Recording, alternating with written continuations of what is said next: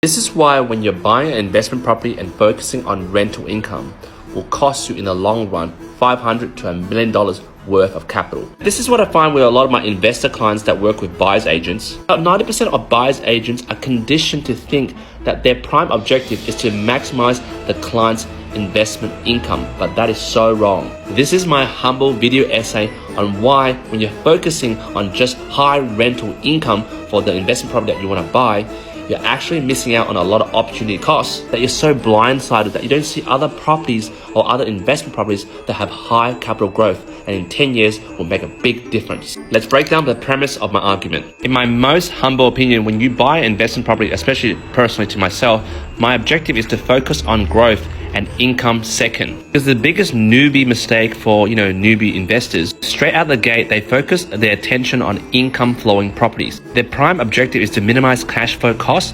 An example, the holding costs of getting this property. In their head, they're thinking, okay, my mortgage is this much. I have to get a property that has this much yield to cover my mortgage repayments and have a bit of cash in my wallet every single month. But based on my own experience in terms of dealing with thousands of clients, seeing their portfolios in the last 15 years, and also dealing with my own, investment portfolios that I have, I can see and conclude when you buy property with high yield and low growth, for example, crazy example, 10% yield and 1% growth versus low yield, for example, 3% yield, for example, Sydney, but high growth, from even 10 to even 15% during the COVID period. Find out 80% of new investors who are new to market are blindsided to only this section.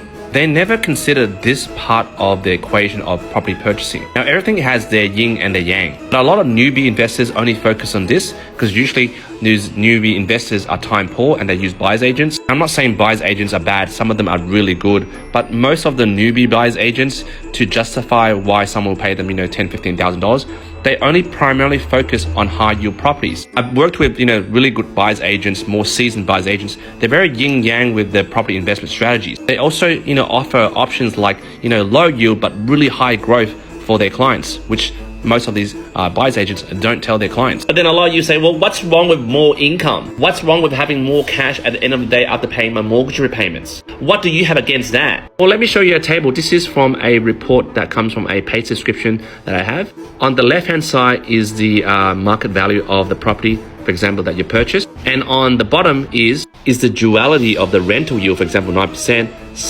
/ the capital growth. So as you can see, high yield, low capital growth, you can see from the table as it goes down to here where there is low yield but high capital growth. You can see from the tabulation of this data over the last 30 years, a person who buys a high yield but low growth property will stay around here, but someone who buys a low yield but high growth property will be around here. Drastic difference, about $1 to $2 million.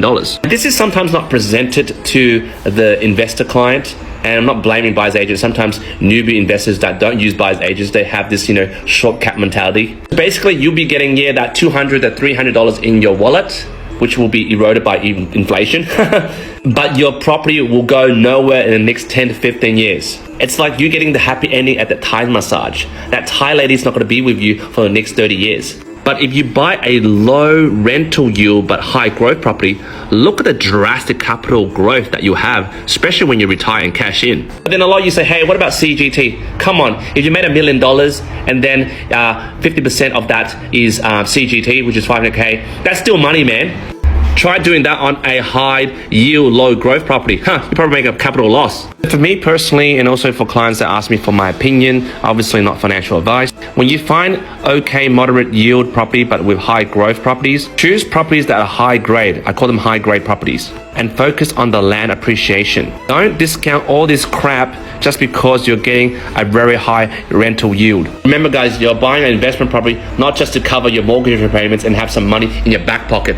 That's good. But ultimately, in the long-term vision, you want to buy a property that appreciates in a lot of value, but while you're waiting for that appreciation, there's a small holding cost, which basically means the rental yield is low. It doesn't cover your mortgage repayments, but that is okay. Now, obviously, no offense to buyer's agents who do a great job. It's just my opinion. So guys, jump in the comments. What do you think about my humble opinion? Do you think the same? Love to read your comments.